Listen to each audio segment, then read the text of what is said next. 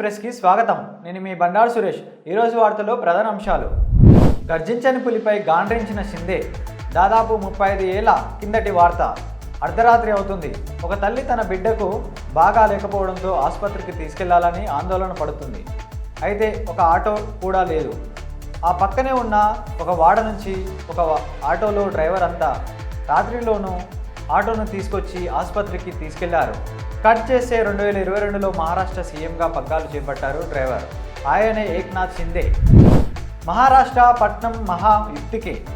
Parliament ఎన్నికలలో తగిన shock నుంచి మహాయుతి కూటమి వేగంగా కోలుకొని అధికారాన్ని నిలబెట్టుకుంది. మహిళా, ఓబీసీ, రైతు వర్గాలే దానికి బలమైన మద్దతుదారులుగా నిలిచారు. గాంధీ కుటుంబం నుంచి మరో ఎంపీ. వయనాడ్ లోక్సభ స్థానంలో ఘన విజయం సాధించిన కాంగ్రెస్ నాయకురాలు ప్రియాంక గాంధీ వాద్రా తొలిసారి పార్లమెంటులో అడుగుపెట్టబోతున్నారు. మహారాష్ట్ర తదుపరి సీఎం దేవేంద్ర ఫడ్నవీస్. మహారాష్ట్రలో ఎన్నికలు ఫలితాలు వెలువడుతున్న తరుణంలో తదుపరి సీఎం గురించి చర్చ మొదలయ్యింది. తదుపరి సీఎం గురించి ఆ పదవి ఫడ్నవీస్కే మరోసారి దక్కుతుందని ఊహాగానాలు మొదలయ్యాయి. వయనాడ్లో ఫలితం స్పందించిన రాబర్ట్ వాద్రా. కేరళలోని వయనాడు ఉప ఎన్నికల ఫలితంలో కాంగ్రెస్ అగ్రనాయకురాలు విజయంపై ఆమె భర్త రాబర్ట్ వాద్రా స్పందించారు.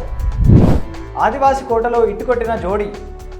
ఈడీ కేసులు మొదలు అరెస్టులు, తిరుగుబాట్లు, ప్రత్యర్థుల వ్యూహాలు ఇలా అనేక సవాళ్లను ఎదుర్కొన్న జీఎంఎం ముందస్తు అంచనాలను తలకిందులు చేస్తూ విజయాన్ని సాధించింది. నల్లమల్ల సిగలో ఐకానిక్ నగ.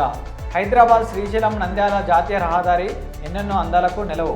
పూర్తిగా నల్లమల్ల అడవి మీదుగా సాగే ఈ మార్గంలో ప్రయాణిస్తుంటే పెద్ద పులులు, అరణ్యాలు, మధ్యలో కృష్ణానది, దానికి ఇరువైపులా తెలంగాణ, ఆంధ్రప్రదేశ్ రాష్ట్రాల సరిహద్దులు, ఘాట్ రోడ్లు, తెలంగాణ సరిహద్దుల్లో కృష్ణానదిపై ప్రతిపాదన వంతెన, అలైన్మెంట్. భిన్నత్వంలో ఏకత్వం మన గొప్పతనం. భారత్ గొప్ప సంస్కృతి సాంప్రదాయాలు కలిగిన దేశమని రాష్ట్రపతి ద్రౌపది ముర్ము పేర్కొన్నారు. ఆరోగ్యం, సంపద, సంతోషం అందరికీ.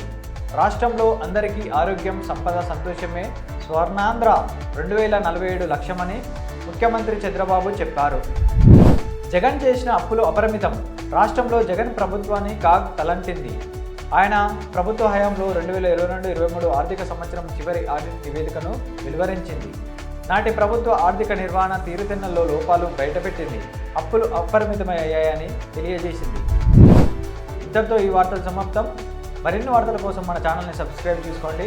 మీ అభిప్రాయాలని కామెంట్ రూపంలో తెలియజేయండి. Thank you.